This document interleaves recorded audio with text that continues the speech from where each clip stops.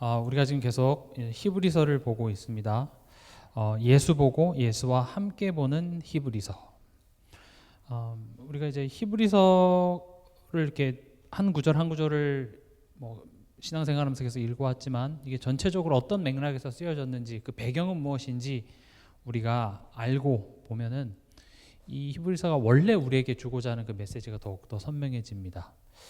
히브리서는 지금 핍박과 고난 때문에 굉장히 지금 흔들리고 있는 유대인 성도들에게 보내는 편지고, 지난 시간에도 말씀드렸다시피 결국 그들에게 말하고자 하는 핵심 내용, 그 중에 하나가 히브리서 12장 2절이었습니다.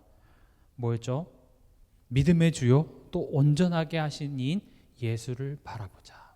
그는 그 앞에 있는 기쁨을 위하여 십자가를 참으사 부끄러움을 개의치 아니하시더니 하나님 보좌 우편에 앉으셨느니라. 고난과 핍박 때문에 믿음이 흔들리는 성도에게 뭐라고 얘기합니까? 곧 끝날 거야. 인내해라. 지금 그렇게 얘기한 것이 아니라 뭘 얘기하고 있습니까? 예수를 바라보라 이렇게 얘기합니다. 그럼 이제 예수를 바라본다라는 말은 듣는 데는 뭔가 어떤 느낌인지는 알겠는데 구체적이지가 않죠. 그래서 얘기합니다. 우리의 믿음을 심으시고, 믿음의 주요라는 말은 우리의 믿음을 시작하셨다는 말입니다. 내가 예수 믿은 줄 알았는데, 내가 영접하고 내가 교회 다니기로 결심한 줄 알았는데 하나님이 창세전에 나를 택한 것이 먼저였구나. 하나님께서 내게 그 믿음을 심으셨구나. 그리고 그 예수님이 내게 구원만 주시고 끝난 것이 아니라 이제 내 삶을, 구원 이후에 내 삶을 통하여서 이 믿음을 온전하게 하시는 예수를 바라보라는 겁니다. 그리고 그 예수님은 어떻게 하셨다고 얘기합니까? 그 앞에 있는 기쁨을 위하여 십자가를 참으사 부끄러움을 개의치 아니하셨다. 다시 말하면 그 예수님이 인내하셨다, 이걸 얘기합니다. 그 예수님도 참으셨다. 왜 이런 이야기를 하고 있습니까? 우리 또한도 지금 그 여정을 가고 있기 때문에 그렇습니다. 그리고 더 중요한 사실은 예수님께서 모범을 보이셨다라는 것이죠. 그래서 예수를 바라보자라는 말은 그냥 하늘 바라보면서 예수님 도와주세요 이 정도 차원이 아니라 예수님이 어떤 분이신지, 또 그분이 십자가 여정을 어떻게 가셨는지, 이런 것들을 우리가 확인하라는 말인 것입니다. 이제 그런 맥락이 이 히브리서 전체 내용에 계속 반복되어집니다. 오늘 우리가 이 본문 또한도 여러분들이 이렇게 끝부분 가서 보시면 결국 이거 히브리서 12장 2절인데 이렇게 얘기하게 될 것입니다. 그럼 오늘 이제 본문으로 돌아와서요. 사람은요 흔들립니다. 내가 아무리 안 흔들리려고 해도 상황이 좋으면, 좋은 일이 생기면 기뻐하다가도 작은 문제 하나에 무너지고요. 또 사람 말 한마디에 감정이 상하고 속상해서 뒤집어지기도 하는 게 이제 인간이죠. 미래에 대해서 불안하기도 하고요. 근데 신앙생활도 사실은 우리가 그 비슷하게 하고 있습니다. 우리가 은혜 받고 이럴 때는 하나님을 위해서 내가 다 할 거라고 얘기하죠. 내가 주를 위해 죽겠습니다. 주님이 부르시면 어디든지 가겠습니다.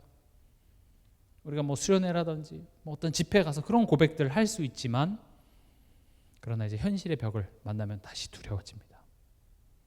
근데 히브리서를 지금 처음으로 읽게 되는 성도들 또한도 그랬다라는 것이죠.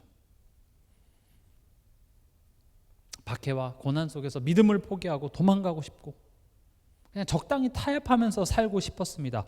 그래서 지금 히브리서 기자는 오늘 이 본문을 통해서 이렇게 얘기하는 겁니다. 너희들을 붙잡고 있는 건 너희 믿음이 아니야. 하나님의 신실하심이야. 이 내용이 되게 중요합니다. 너의 믿음이 얼마나 훌륭하냐가 너희를 지탱해 주는 게 아니라 하나님이 어떤 분이신가가 더 너희들에겐 중요해. 내 믿음이 흔들리지 않아서가 아니라 하나님이 우리에게 대해서 변치 않으시기 때문에 괜찮다, 이렇게 얘기하는 겁니다. 오늘 이 내용에 대해서 여러분들이 꼭 기억하시기 바랍니다.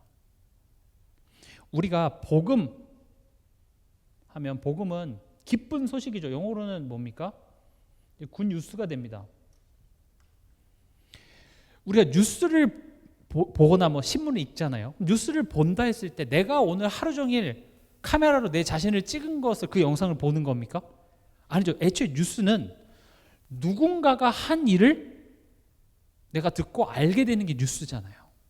굿뉴스란 건 뭐냐? 내가 하나님에게 대해서 얼마나 믿음이 좋았고 내가 신앙생활 얼마나 열심히 했고에 대한 이야기가 아니라 하나님께서 나를 위해 하신 일을 듣는 것이 복음입니다. 하나님이 나를 위해서 이렇게 하셨대. 하나님이 나에게 대해서 이런 분이시래. 그리고 그 마음이 변치 않으시대. 그리고 이 일을 지금 내 삶을 통하여서 계속 해 나가신대. 이게 복음이에요. 근데 우리는 하나님이 어떤 일을 나를 위해 하셨는지 그 소식을 듣기보다는 오늘 내가 어땠는지. 그렇죠? 종교 생활은 뭡니까? 결국 내가 그 신을 내가 섬기는 그 대상을 감동시키고 내가 얼마나 열심히 해서 내가 원하는 것을 얻어내는 거잖아요. 신앙생활은 우리의 의를 쌓는 게 아닙니다.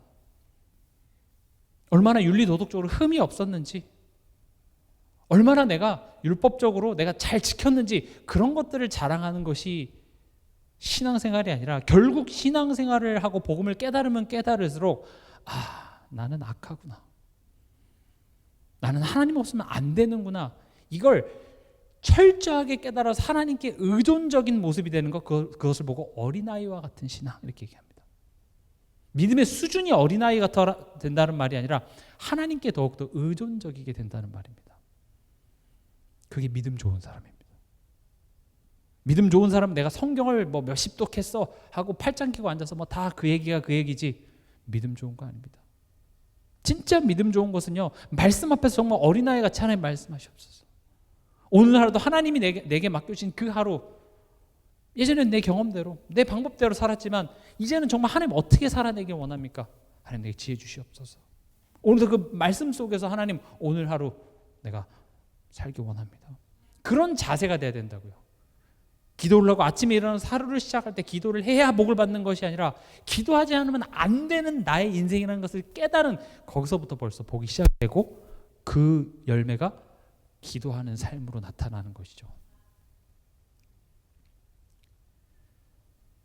그래서 지금 이 히브리서 기자도 하나님이 어떤 분이신지에 대해서 지금 설명을 하는 겁니다.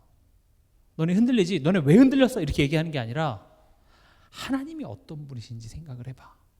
이걸 얘기하는 겁니다. 너네 되게 흔들리잖아. 너 염려되지? 걱정되지? 너네가 하나님이 어떤 분이신지 지금 잠깐 잊어서 그래. 하면서 뭐라고 얘기하십니까? 하나님은 신실하시다라는 것을 지금 설명하고 있습니다. 신실하다가 뭡니까? 신실하다라는 것은요, 변하지 않고 한결같아서 믿을만하다. 영어로는 faithful 이렇게 얘기하는데 하나님은 변하지 않으셔. 하나님은 한결같으셔. 심지어 나의 변덕에도 내가 이랬다 저랬다가 심지어 내가 하나님을 원망하는 그 자리, 나 하나님 안 믿어요 하고 도망가는 그 자리에도 하나님은 변하지 않고 한결같으셔서 오히려 내가 약할 땐 더욱더 더 큰 사랑으로 내게 찾아오셔서 나를 일으키시고 위로하시는 그 하나님. 그래서 하나님은 믿을 만해. 이걸 보고 신실하다 이렇게 얘기합니다. 근데 이제 오늘 그런 이 신실하신 하나님을 어떻게 설명하고 있냐? 13절에 하나님이 아브라함에게 약속하실 때에 가리켜 맹세할 자가 자기보다 더 큰 이가 없으므로 자기를 가리켜 맹세하여 이렇게 되어 있습니다. 하나님이 얼마나 믿을 만하냐? 하나님은요, 약속을 하실 필요가 사실은 없습니다. 그냥 하나님이시기 때문에 그냥 내가 하면 됩니다. 애초에 약속이라는 것은 인격적인 동등한 어떤 관계 속에서 약속이라는 걸 하잖아요. 그렇죠? 최근에 도널드 트럼프가 이제 이란이랑 지금 전쟁을 하는데 보통 전쟁은요 이렇게 막 전쟁하는 것 같지만 미리 선전포고를 합니다. 내가 이날 이때부터 내가 너희를 공격할 거야. 이건 어쨌든 동등한 위치인데 그냥 기습으로 공격하는 거, 그건 동등한 위치 안 봐서 그냥 하는 것이죠. 보통 약속이라는 것은 서로 같은 위치에 있을 때 하는 것인데 하나님은 우리에게 약속할 필요 없습니다. 그냥 하시면 됩니다. 근데 그 하나님이 약속을 하시고 심지어 뭐까지 하십니까? 맹세까지 합니다. 우리도 이렇게 약속을 하거나 또 내 말이 이렇게 상대방이 이렇게 신뢰하지 못할 때는 나보다 더 권위 있는 것 또는 내가 소중한 것들 이렇게 걸죠. 너 그 말에 엄마 걸 수 있어? 이렇게 아빠 걸 수 있어? 그러니까 저도 어렸을 때 이제 엄마 걸 수 있어, 아빠 걸 수 있으면 제 동생이 형 진짜 엄마 걸고 아빠 걸고 뭐 이런 얘기하면은 그래 엄마 걸고 아빠 걸고 하는데 예수님 걸고 하면 이거는 안 돼. 예수님은 못 걸겠더라고요. 그런 거 하지 마. 그런 건 거는 거 아니야. 그렇게 얘기하면서 거짓말을 했는데 우리가 약속을 할 때 항상 이런 맹세한다는 것은 보증을 하는 거죠. 당시 사회에 내가 약속을 하지만 내가 뭔가를 맹세한다는 것은 실제로 법적 보증과 같은 그런 역할을 했습니다. 그래서 당시에 뭐 왕들이라든지 이럴 때 뭔가 법적 분쟁이 있거나 이랬을 때 내가 누군가에 두고 맹세한다 했을 때 그 논쟁을 끝내는 최종 확정의 역할을 했습니다. 이를테면 내가 너희 나라를 다시 쳐들어가면 내가 내 아들을 죽이겠다. 내 아들을 왕들에게 걸거나 내 딸을 너의 나라에게 주겠다라는 식으로 내게 가장 소중한 것 또는 나보다 어떤 권위 있는 것에 내 약속을 이제 보증하기도 하죠. 근데 하나님은 지금 13절에 보니까 자신을 두고 맹세합니다. 지금 하나님이 아브라함한테 약속하실 때 보통 인간은 자기보다 더 높은 것, 더 귀한 것에다가 맹세를 하는데 하나님보다 더 높은 것이 없기 때문에 하나님은 자기 자신을 두고 맹세하십니다.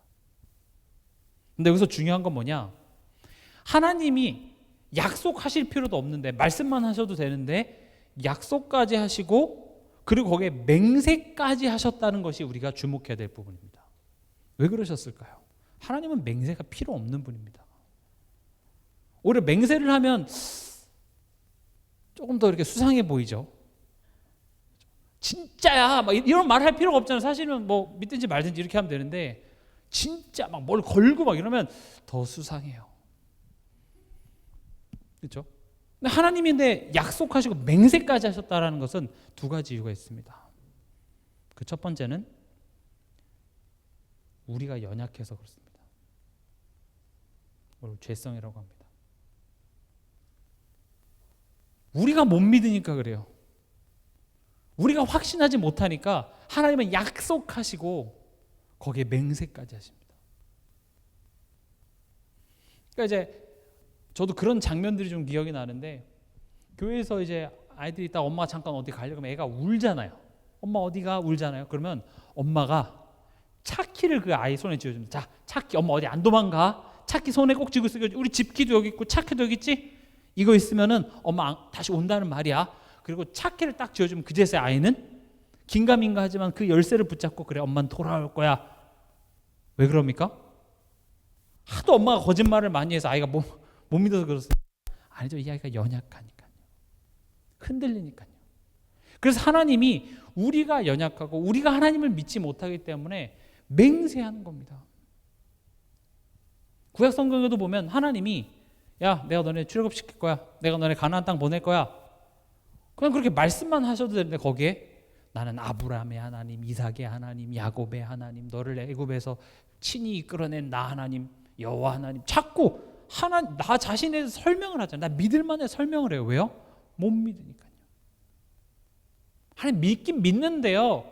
지금 현실이 이렇잖아요. 그거 못 믿는다는 말인 겁니다. 결국 그 말은 우리가 두려워하고 불안해하고 염려하는 이 모든 것들이 그 뿌리는 결국 하나님을 우리가 신뢰하지 못하기 때문이라는 것입니다.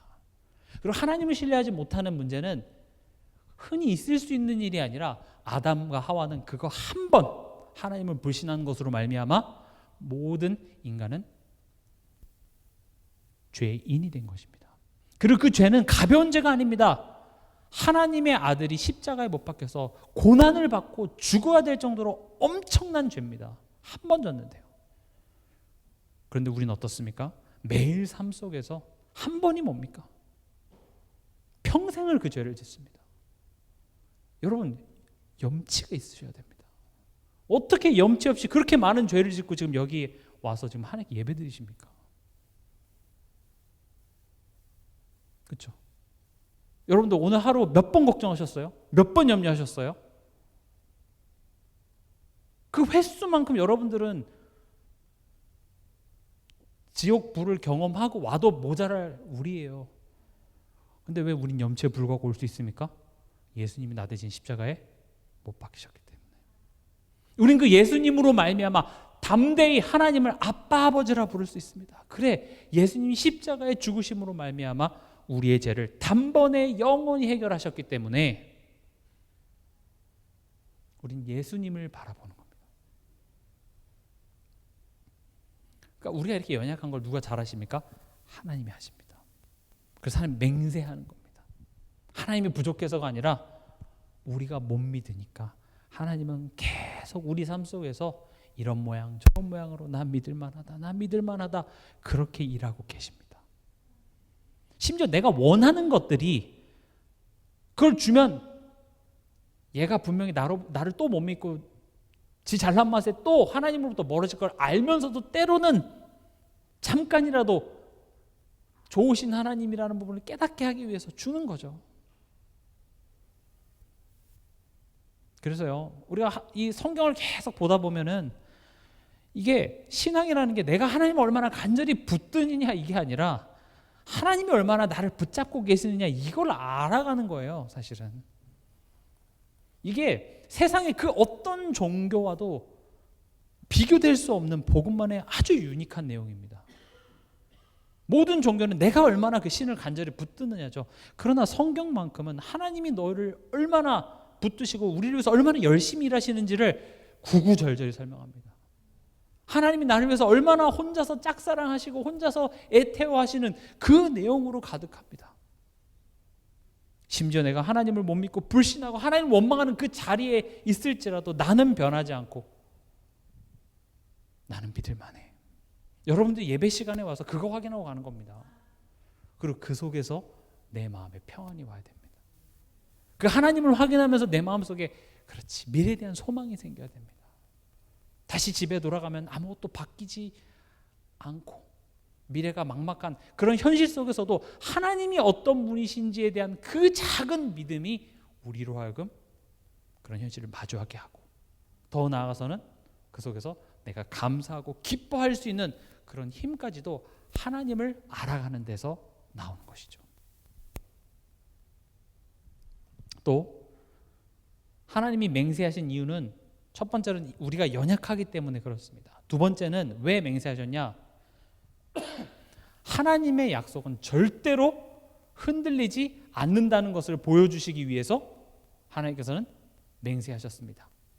17절에 보면은요, 하나님은 약속을 기업으로 받는 자들에게 그 뜻이 변하지 아니함을 충분히 나타내시려고 그 일을 맹세로 보증하셨나니. 이해가 되시죠? 약속을 하고 맹세하신 이유는 그 뜻이 변하지 아니하는 것을 충분히 나타내기 위해서. 하나님의 뜻은 변하지 않는다. 지금 아브라함에게 약속하셨잖아요. 아브라함의 현실은 어떻습니까? 여전히 늙었고 현실은 너무 한계고 제한되는 것도 많고, 그러나 여기 뭐라고 되어 있습니까? 반드시라는 말이 들어가 있죠. 14절에 내가 반드시 너에게 복 주고 복 주며 너를 번성하게 하고 번성하게 하리라 하셨더니, 그리고 또 두 번씩 강조되어져 있죠. 하나님의 약속은 몇 퍼센트의 확률로 이루어진다는 어떤 그런 가능성이 아닙니다. 너가 하는 거에 따라서 달라진다? 아닙니다. 반드시 이루어지는 겁니다. 반드시 이루어질 하나님의 뜻입니다. 그렇다면 우리가 기억해야 되고 질문해야 될 것은 그럼 하나님의 뜻이 무엇입니까? 이걸 기억해야 됩니다. 하나님의 뜻은 변하지 않는데 그럼 하나님의 뜻이 무엇입니까? 대부분 이제 하나님의 뜻이 있다 그러면 우리 삶 속에서 지금 어떤 선택의 기로 해서 하나님, 그럼 A로 가는 게 하나님의 뜻입니까? B를 가는 게 하나님의 뜻입니까? 하나님, 이 직장에 하나님의 뜻이 있습니까? 이 직장에 하나님의 뜻이 있습니까? 우린 그런 질문들을 하곤 합니다. 하나님의 뜻은 나에게 있습니다. 내 안에 온전한 하나님의 나라가 이루어지는 것에 하나님의 뜻이 있습니다. 제가 이번 주나 아니면 조만간 우리 신앙에 있어서 중요한 두 가지가 있습니다. 이 두 가지가 균형을 이루어야 되는데 하나님의 뜻을 두 가지로 항상 우리는 봐야 됩니다. 하나는 우리 각각 개인을 향한 하나님의 뜻과 또 전체를 향한 하나님의 뜻이 있습니다. 이 전체를 향한 하나님의 뜻은 이 세계를 복음화하고 복음이 들어가지 않은 그 지역에 빛이 비춰지는 전도와 선교를 향한 하나님의 뜻이 있고 또 동시에 우리 한 사람 한 사람을 향한 하나님의 뜻이 있습니다.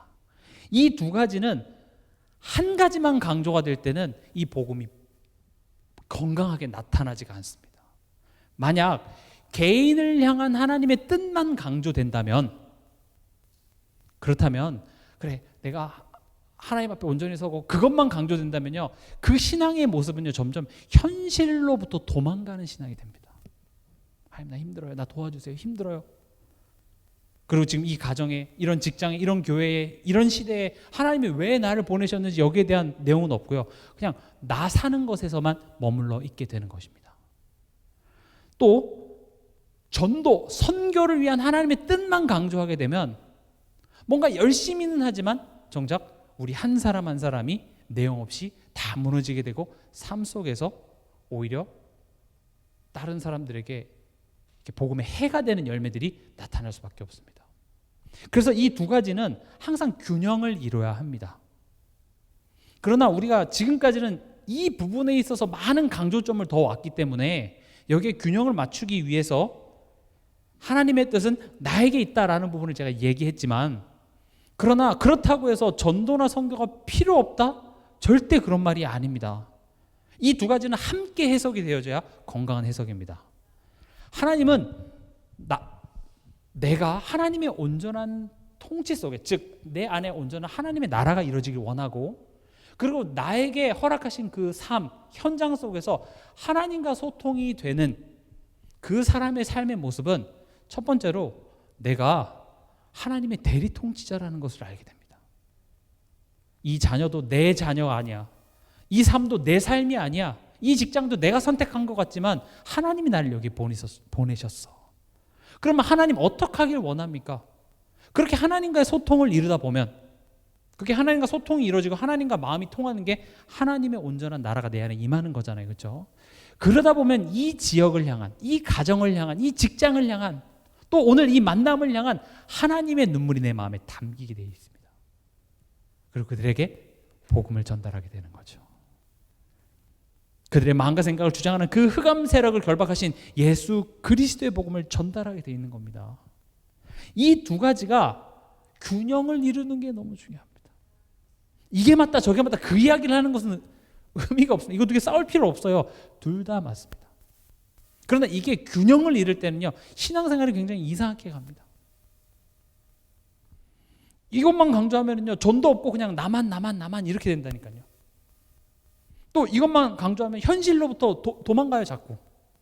그래 내가 지금 이 삶에 이런 문제로 힘들 때냐 지금 영혼 저렇게 죽어가고 있는데 하면서 오늘 나의 삶 오늘 내게 붙여진 이런 남편 이런 가정 이런 현실 속에 나를 향한 하나님의 메시지는 다 놓쳐버리고 그래 빨리 예수님 오셔야지. 사단 어떻게든 사단은 지옥 늦게 가고 싶어갖고 우리 전도 못하게 하네. 전도해야지. 그렇게 된다고요. 옳은 말인데 이상하게 삶 속에 이상한 열매가 나타나는 것. 왜냐? 이 두 가지가 균형을 이루지 못해서 그렇습니다. 그래서 여러분들은 이 큰 그림을 그리셔야 됩니다.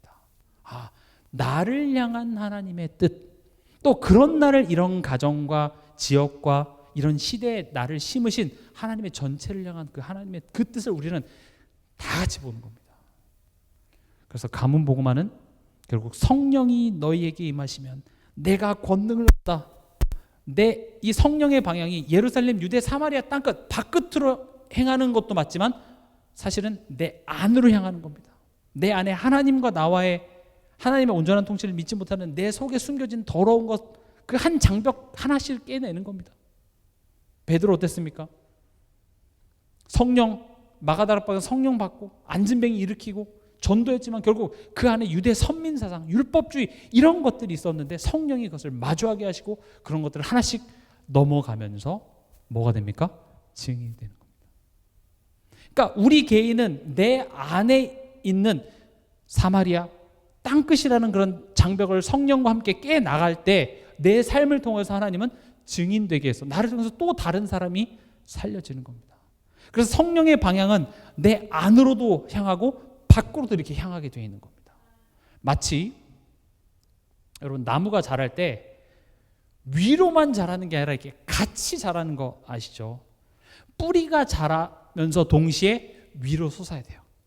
우리는 보면 그냥 나무가 자라니까 위로만 자라는 보다 싶은데 이거 위아래로 동시에 자랍니다. 그래야 되잖아요. 위로만 뚝 자라면 결국 무너질 수밖에 없죠. 마찬가지입니다. 이런 그림을 가지고 보셔야 되고 저 또한도 하나님의 뜻은 여러분입니다. 자꾸 강조하는 이유는 우리가 이 부분에만 지금까지 강조되어 왔기 때문에 이 균형을 맞추기 위해서 제가 이걸 강조했지만 그러나 우리는 이 두 가지를 같이 봐야 된다. 그런 맥락에서 하나님의 뜻은 변하지 않는다. 그리고 그 뜻을 이루시기 위해서 즉 내 안에 온전한 하나님의 나라 나를 하나님의 원하는 한 사람으로 빚어내시기 위해서 하나님께서는 현실도 허락하고 만남도 허락합니다. 이번 주 강단 말씀도 부모를 공경하라 무슨 삼강오륜 윤리적인 개념 그것으로 부모한테 잘하면 복 받는다라는 차원으로 이해하시는 것이 아니라 하나님이 나를 아시고 이런 부모와의 만남을 하나님께서 허락하셔서 그 관계 속에서 하나님을 알게 하는 겁니다. 부모 공경을 통하여서 하나님을 공경하는 것을 배우게 합니다. 시간이 없기 때문에 다 못하지만 에베소서의 전체적인 내용들을 보면은요, 복음을 얘기하고 그 복음이 우리 삶 속에 어떻게 열매로 나와야 되는지에 대한 내용들이 계속 반복되어져 있습니다. 복음은 구원받고 끝이 아니라 지금 이 개인과 전체인 것처럼 이 복음은 구원과 또 하나님의 사람으로 우리가 변화되어져 가는 이 두 가지를 같이 이야기하고 있습니다. 모든 사람이 죄를 범하였음에 하나님의 영광에 이르지 못하더니 다시 말하면 하나님의 영광에 이르렀어야 할 너가 죄 때문에 이르지 못했다. 그래서 예수께서 오셔서 죄를 대속하시고 죄 가운데 있는 우리를 자녀 삼으사 이제는 우리의 삶을 통하여서 하나님의 영광이 되도록 성령으로 함께하사 이끌어 나가시겠다는 것이죠. 그리고 하나님의 사람으로 된 우리를 이끌어 나가시기 위해서 각 사람의 믿음의 분량대로 누구는 이런 남편, 누구는 이런 자녀, 누구는 이런 가문, 누구는 이런 시대에 하나님께서 심으시고 거기 안에서 자라나게 하신다는 거죠. 그런 맥락에서 봤을 때 부모 공경은 부모한테 잘해야지만 복을 받는다는 차원으로 이해할 것이 아니라 그것이 나를 세우는 학교라는 거죠. 이해가십니까? 그래서요, 우리가 예수를 위해 산다, 주님을 위해 산다 이런 내용을 어떻게 이해하면 좋냐? 우리가 예수 위해 내가 나를 위해 살지 않고 예수를 위해 살겠습니다 하면 또 이걸 극단적으로 받아들입니다. 이제 돈도 안 벌고 내가 학교도 안 가고 내 선교사 되겠습니다. 선교사 되는 것은 너무 귀한 일입니다. 그런데 그 선교사라는 사명을 받은 사람도 있지만 우리 대부분은 그렇게 다 모든 것을 팽개치고 선교사를 가고 내가 목사가 되겠습니다 결단하라는 말이 아니라 쉽게 한번 예를 들어볼게요. 어린아이가 내가 부모님을 위해 살겠습니다. 그래서 오늘부터 내가 초등학교 다 안 가고 역공역 앞에서 껌을 팔기 시작해요. 폐지를 줍기 시작해요. 그래서 거기서 벌어들인 돈을 가지고 내가 부모님을 위해서 내가 효도하겠습니다 하면 부모님 마음은 어때요? 속 터지죠. 그게 나를 위한 게 아니야. 지금 너가 가야 될 그 학교에 가. 거기서 훌륭해져. 하나님은 지금 세계복음화를 위해서 우리들의 노동력을 필요하지 않습니다. 하나님은 돌을 들어서라도 세계를 복음하실 수 있습니다. 하나님 무능력하시지 않습니다. 하나님을 위한다는 게 뭘까요? 하나님은 우리를 사랑하십니다. 우리를 자녀 삼으셨습니다. 하나님 진짜 원하는 것은 내가 지금 너를 그 가정에, 그 가문에 내가 심었어. 그 안에서 너가 나를 알고 나를 신실한 하나님으로 믿어서 흔들리지 않고 믿음의 견고한 반석이 되길 원합니다. 그 위에 내가 교회를 세울 거야. 그런 너를 들어서 내가 또 다른 사람들에게 하나님을 나타낼 거야. 증거할 거야. 그래서 예수를 위해 산다라는 것은 현실을 팽개치고 내가 전도하러 돌아다니는 게 예수를 위해 사는 게 아니라 오늘 내게 허락하신, 오늘 하루가 하나님이 내게 허락하신 시간이고 오늘 이 남편, 이 아내, 이 자녀, 이 모든 것들이 하나님이 나를 단련시키기 위해서 허락한 학교라고 믿고 살아가는 것, 그게 예수를 위한 삶입니다. 그걸 놓치면 안 됩니다. 이걸 놓치면 신앙생활이 굉장히 이상해집니다.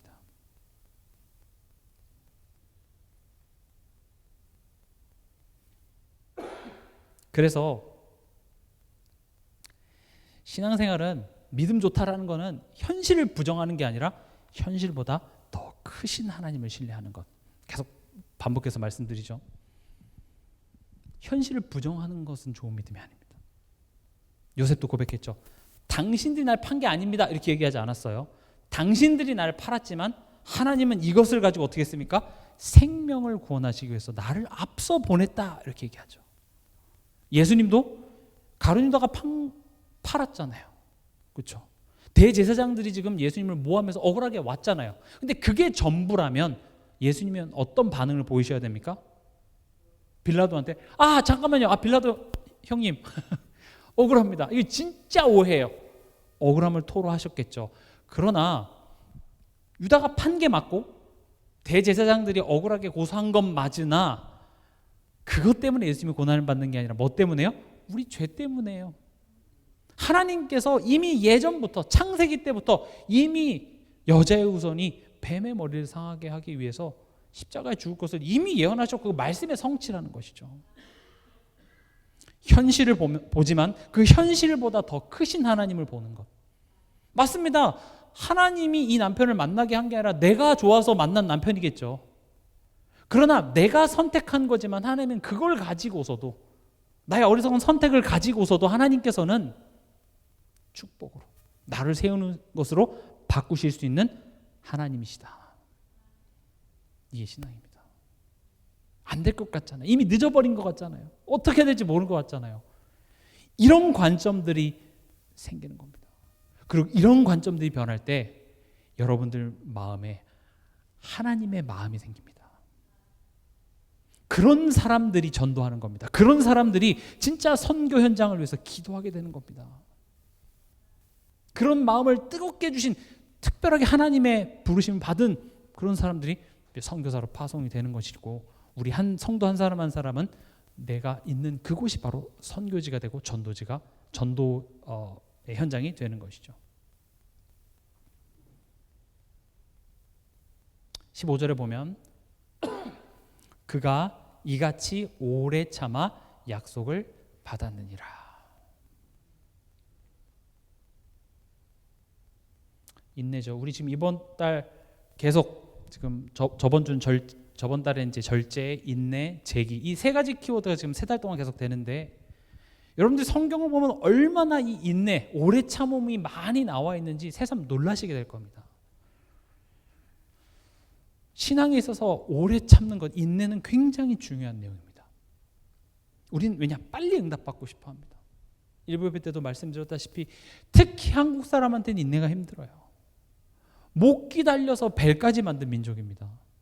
못 기다려서 배달을 시키면 그 배달이 어디에 오는지, 또 그 못 기다려 언제 와요 전화하는 게 우리잖아요. 그렇죠? 근데 우리가 기억해야 될 것은 하나님은 내 시간표에 맞춰서 일하시는 것이 아니라 하나님의 시간이 있습니다. 하나님의 때가 있습니다. 나의 눈은 어디에 있습니까? 지금 당장 내 눈앞에 있는 문제 해결에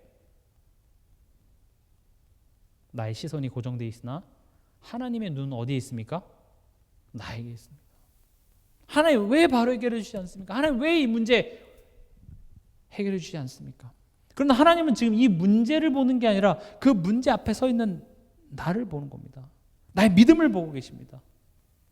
넌 지금 이 상황 속에 내가 통치하고 있으면 너는 믿고 있니? 이 모든 것을 내가 지금 통치하고 있으면 너는 믿고 있니? 하나님은요, 결과만 주는 사람이 아닙니다. 하나님은 사람을 만들어 가시는 분입니다. 성경을 보세요. 성경에 수많은 그 인물들을 불러서 방주를 만들라고 왜 합니까? 하나님 방주를 주시면 되죠. 안 그렇습니까?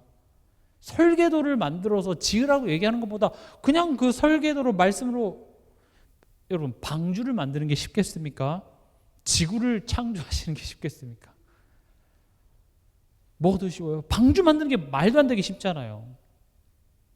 근데 하나님은 어떻게 합니까? 친절히 설계도까지 만들어서 노아한테 지으라고 하고, 그게 얼마나 걸립니까? 한 세기가 걸리잖아요. 빨리 예수가 와야 되잖아요. 아브라함의 후손을 통하여서 메시아가 올 것 같았으면 이삭 빨리 줘야 돼요. 빨리 했으면. 근데 하나님은 그렇게 안 합니다. 왜냐? 하나님의 관심은 아브라함, 너가 복이 되게 하여 너를 통하여 천하 만민이 복을 얻게 하신다. 그래서 세계 선교, 세계 복음화는요, 속도전이 아닙니다. 빨리 우리 가정이 복음화돼서, 물론 빨리 되면 좋습니다.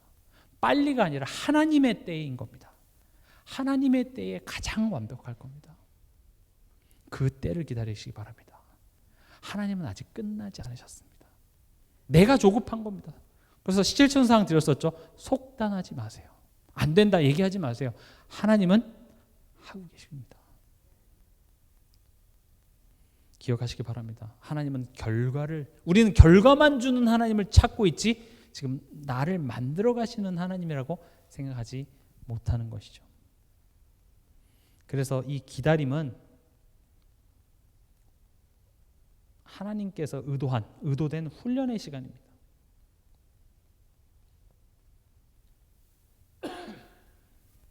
이 기다림이라는 시간 속에서 내 교만이 드러나고, 내 두려움이 드러나고, 하나님 없이 어떻게 이것저것 하는 내 안에 있는 우상, 나의 죄성, 이런 것들이 마구마구 드러나게 되는 겁니다. 근데 오늘 말씀의 제목이죠. 하나님이 거짓말을 하실 수 없는 이 두 가지 변하지 못할 사실. 이게 뭡니까? 약속과 맹세입니다. 하나님이 약속하셨기 때문에, 또 심지어 그 하나님이 맹세까지 하셨답니다. 하나님은요, 거짓말을 하실 수 없습니다.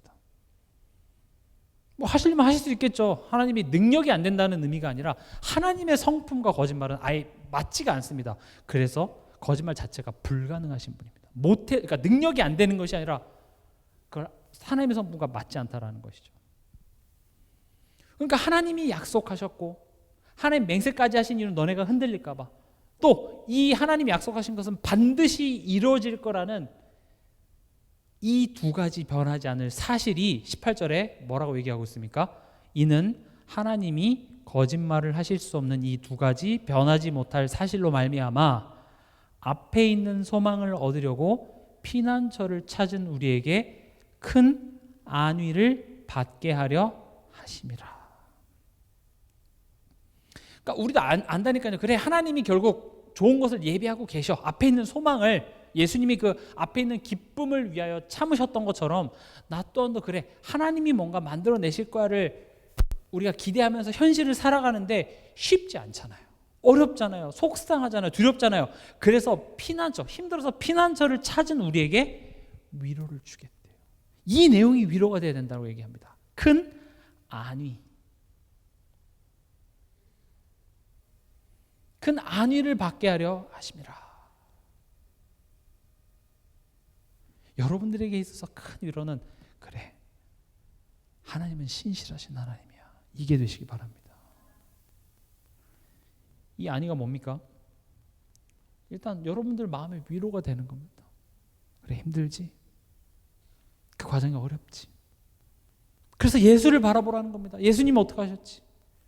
예수님도 십자가 지셔야 된다는 걸 그렇게 알면서도 겟세마네 기도하시면서 땀방울이 핏방울이 될 때까지 내 마음이 괴로워 죽게 생겼다, 그런 감정적으로 힘든 그런 순간이 있었을 때에 예수님은 어떻게 하셨습니까? 기도라는 행위가 아니라 신실하신 하나님 앞에 섰다는 겁니다. 그게 여러분들에게 위로가 돼야 돼요.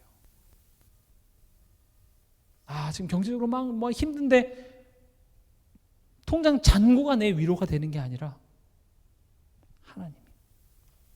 어떤 하나님입니까? 결과를 만들어낸 하나님입니까? 아니죠.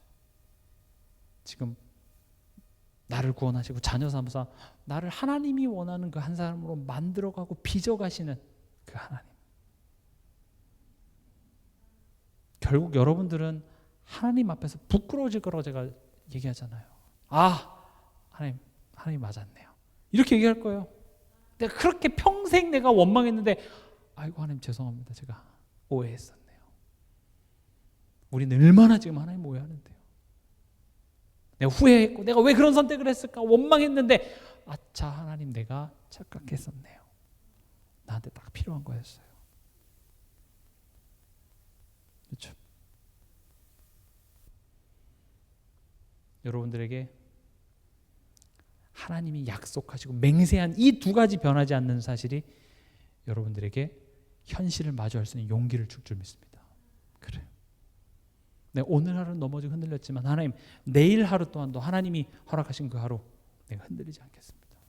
말씀 앞에 서겠습니다. 그리고 그 시간들을 걸어갈 수 있는 인내할 수 있는 힘을 주시는 겁니다. 19절에 우리가 이 소망을 가지고 있는 것은 영혼의 닷 같아서 튼튼하고 견고하여 휘장 안에 들어가나니 이렇게 돼 있죠. 영혼의 닷이라고 표현합니다. 그러니까 배가 이렇게 바다에 떠 있는데 그냥 세워놓으면 배는 이 물살이 흘러가는 대로 이제 떠내려가 버리죠. 그래서 뭘 합니까? 닻을 내립니다. 닻을 내리면 그 자리에서 흔들릴지언정 이게 떠내려가진 않죠. 근데 문제는 우리에게 적용하자면 우리는 그 닻을 어디에 내리고 있냐라는 거죠. 어떤 사람은 돈에 닻을 내리는 사람도 있고 건강에, 사람의 인정에, 성공에 여러 군데에 닻을 내리는 사람이 있습니다. 그리고 그건 결국 다 흔들릴 수밖에 없습니다. 돈도 흔들리고 사람 마음도 흔들리고 믿었던 건강도 흔들리고. 근데 우리의 닻은 어디에 내려야 되냐? 하나님이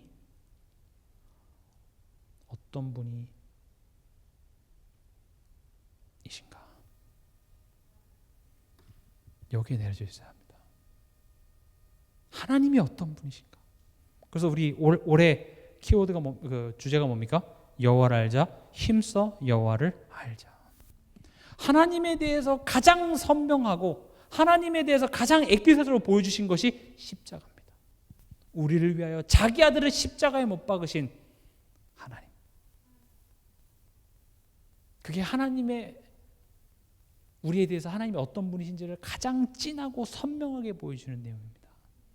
그래서 우리 날마다 그 십자가를 보며 하나님의 놀라우신 그 사랑, 그리고 예수님이 저렇게 십자가에 못 박힐 정도로 우리가 지은 죄가 얼마나 중한지를 깨달으며 그럼에도 불구하고 변치 않으시는 그 하나님을 우리가 바라보며 기뻐하고 감사하는 겁니다. 그걸 보고 우린 구원의 감사와 감격 이렇게 얘기합니다. 저는 구원의 감사와 감격이 있어야 됩니다. 그게 중요합니다라고 얘기할 때 그거는 그렇게 감동이 안 오더라고요. 왜냐? 보통 구원의 감사와 감격은 어떨 때 오냐면 내가 천국인데 누군가 지금 불 속에서 으악 고생하고 있을 때 이렇게 상대적으로 그렇지 내 믿길 잘했구나 요때 오지. 현실은 뭡니까? 안 믿는 것들이 위에서 날 내려다보잖아요. 그렇죠? 요즘 잘 사는 사람들 어디 살아요? 높은 곳에 살잖아요. 높은 곳에서 왕처럼 이게 다 내려다보고 우리는 낮은 곳에서 하늘도 잘 안 보여가지고 산 올라가고 하는데, 그러니까 구원의 감사와 감격을 이야기하면 이건 죽어서야 감격이 오든지 말든지 하지 무슨 구원이 감격이야? 그렇잖아요. 막 기도하면 날 힘들게 하는 사람이 막 가다 넘어지기라도 하면 속이라도 시원할 텐데 구원의 감사 감격 얘기하면 공감이 저는 안 됐어요. 근데 죄가 무엇인지를 알고 그리고 그런 죄를 나는 여전히 매 순간마다 짓고 있음에도 불구하고 하나님은 나를 죄인이라 여기시지 않으시고 나를 사랑한다 얘기하시고 나를 자녀 삼으시고 그리고 너는 이제 빛의 자녀가 됐으니 빛의 자녀처럼 행해. 죄 지으면 지옥 간다가 아니라 죄 지을 필요가 없기 때문에 더 이상 죄의 종로로 타지 마. 이렇게 얘기하시는 하나님의 음성을 내가 들으면 들을수록 부끄럽지만 또한 그 사랑에 우리가 놀라고 감격하게 되는 것이죠. 이게 복음 안에서 우리가 깊어진다 이렇게 얘기합니다. 그래서 신앙생활은 그런 면에서 점점 단순해집니다. 하나님만 붙들게 돼요. 다 이게 의미가 없구나. 그 말은 다 필요 없다 이렇게 극단적으로 하라는 것이 아니라 결국 이 신앙생활의 내용, 내가 붙잡고 있는 것을 하나씩 하나님 앞에 내려놓고 온전히 순수하게 어린아이와 같이 하나님만 바라보는 그 모양으로 변해가는 것이고, 사람이 나이가 들면 들수록 점점 어떻게 됩니까? 점점 어린아이처럼 되죠. 제가 그 어떤 한 영상을 봤는데 되게 이제 나이가 한 90 넘은 그 할머니신데 치매가 오셨어요. 그래서 딸 이름도 모르고 아들도 못 알아봐요. 근데 그 할머니에게 예수님은 어떤 분이세요? 하니까 예수님에 대해서 막 이야기를 하는 거예요. 되게 감격이더라고요. 그래, 맞아. 우리의 삶이 점점 예수님만 알게 되는 겁니다. 그게 인생이지 않을까 저는 그 영상을 보면서 생각했습니다. 인간적인 감정으로는 뭐 우리 어머니나 아버지가 이렇게 치매 걸려서 나를 못 알아보면 속상하지만, 그러나 인간은 다 그렇게 죽습니다. 근데 그 영혼 속에 복음이 들어가서 결국 나중에는 아무것도 기억하지 못하고 하나님만 바라보게 되는 그런 인생, 꽤나 저는 감사하다고 생각합니다. 우리도 그런 삶을 살게 될 거예요. 우리는 그렇게 지금 가고 있습니다. 그리고 가장 기쁜 사실은 예수님 오면 게임이 끝난다는 사실이에요. 예수님이 오면 뭐 어쨌든 간에 그냥 완전한 몸으로 우리 부활해서 간다니까요. 여러분 스코어 계산해갖고 천국에서 빈부격차가 발생하는 게 아니라 구원하신 그 성도들은요, 나중에 하나님과 같이 그 보좌에 앉아서 그 하나님을 찬양하는 그런 모습이 요한계시록에 기록되어져 있죠. 결국 우리는 승리합니다. 그러니까 구원받았다는 건 엄청난 이야기가 됩니다. 그러니까 히브리서나 초대교회 성도들에게 이런 메시지가 굉장한 소망이 되는 겁니다. 예수 믿는다는 것 때문에 내 가족이 죽임을 당하기도 하고, 심지어 카타콤 거의 250년 동안 해를 보지 못했어요. 저는 실제로 목사님이랑 같이 로마 가서 카타콤을 들어갔는데 그냥 우리가 못 들어갑니다. 가이드가 같이 가야 돼요. 그 안에서 잊어버리고 못 나와요. 들어가니까 거기에 이제 작은 도시가 있어요. 그 땅 속에 예배 드린다고 도망가고 그래서 결국 무덤가에서 이제 예배를 드리잖아요. 그리고 심지어 뭐 이건 살인이 피니 하면서, 그러니까 이제 그때 어떤 소문이 돌았냐, 기독교인들은 인육을 먹고 무덤에서 인육을 먹고 이상한 사이비 집단으로 이제 오해가 됐죠. 그것도 핍박이 되니까 땅굴을 파고 들어가고 이런 핍박 속에서 그들에게 소망이 된 건 무엇입니까? 하나님은 신실하시다. 그 하나님이 지금 나와 함께 계십니다. 내가 그렇게 아둥바둥하고 이거 안 되면 안 되고 하는 그런 삶이요, 다 지나갑니다. 결국 우리의 영혼은 하나님만 온전히 바라보는 한 영혼으로 하나님 앞에 우린 가게 될 겁니다. 그걸 천국 이렇게 얘기합니다. 여러분들 삶 속에 이것을 기억하시기 바랍니다. 그래서 우리의 영혼의 닻은 어디에 놓여져 있어야 됩니까? 그 아들을 통해서 십자가에서 보여주신 나를 향한 하나님의 사랑, 하나님의 신실하심. 우리 지난주에는 하나님의 정의로우심에 대해서 얘기했죠. 어떤 정의롭다는 게 뭡니까? 내가 하나님을 위해서, 복음을 위해서 희생하고 손해본 그런 것들을 하나님은 다 기억하신다. 만약에 하나님 그렇지 않으면 하나님은 불의하시다. 그게 이제 전절에 나와 있는 것이죠. 그래서 여러분들이 흔들리는 이유는 내가 하나님이 아직 어떤 분이신지 몰라요, 이거예요. 이거 되시죠? 그래서 더욱 내가 힘들고 불안하고 그럴 때마다 내가 더욱더 하나님을 알기 원합니다. 결론입니다. 19절에 이 소망을 가지고 있는 것은 영혼의 닷 같아서 튼튼하고 견고하여 휘장 안에 들어가나니, 이렇게 되어 있습니다. 휘장은 시간이 많이 지났기 때문에 바로 얘기하면 하나님의 나라 이렇게 이해하면 좋습니다. 그 대제사장이 1년에 한 번씩 이렇게 희생제사를 지낼 때 그 지성소에 들어갈 때 그 휘장이 있었죠. 그것은 뭘 상징합니까? 인간과 하나님 사이에 그 막힌 담을 의미하죠. 그리고 지성소는 이제 하나님의 임재를 의미하고 대제사장이 인간의 대표로서 이제 하나님께 나아가는. 근데 예수님께서 십자가에서 죽으심으로 말미암아 하나님과 우리 사이에 막힌 담을 허셨다는 그 증거로 휘장이 위에서부터 아래로 찢어져서 우리가 그 예수님을 힘입어 담대히 하나님께 나갈 수 있게 됐잖아요. 근데 지금 이 편지는 이미 하나님 구원받은 성도들에게 보내는 편지이기 때문에 여기서의 휘장은 하나님의 나라, 즉 내 안에 하나님의 온전한 통치를 의미한다고 우리는 얘기할 수 있습니다. 하나님과의 온전한 그 소통, 하나님과 마음이 통하고 하나님의 눈물을 알고 내가 앞으로 무엇을 위해 살아가야 될지 이게 통하는 그 휘장으로 들어가게 한다는 것이죠. 하나님은 알면 알수록 나를 위해 사는 것이 아니라 나를 위해 십자가에서 죽으신 그 예수를 위해 사는 삶으로 변화되어진다. 그렇게 살려고 노력해서 되는 것이 아니라 하나님이 어떤 분이신지 내가 알아갈수록 우린 그 하나님에 대하여 감격하게 되고 감사하게 되고 그것이 나를 바꿉니다. 나의 가치관을 바꿉니다. 20절에 그리로 앞서 가신 예수께서 멜기세덱의 반차를 따라 영원히 대제사장이 되어 우리를 위하여 들어가셨느니라. 우리를 위하여. 또 뭐라고 되어 있습니까? 앞서 가신. 그래서 예수님의 십자가는 우리를 구원하신 하나님의 방법이자 또 내가 걸어가야 될 그 길을 예수님께서 모범으로서 보여주신 것입니다. 그래서 여러분들이 이 내용을 종합해 보면 믿음의 주요 온전케 하신 인 예수를 바라보자. 그는 그 앞에 있는 기쁨을 위하여 십자가를 참으사 부끄러움을 개의치 아니하시더니 하나님 보좌 우편에 앉으셨느니라. 저는 그래서 히브리서를 읽으면 읽을수록 히브리서 12장 2절이 이 전체를 요약하고 있구나라고 말씀을 드린 겁니다.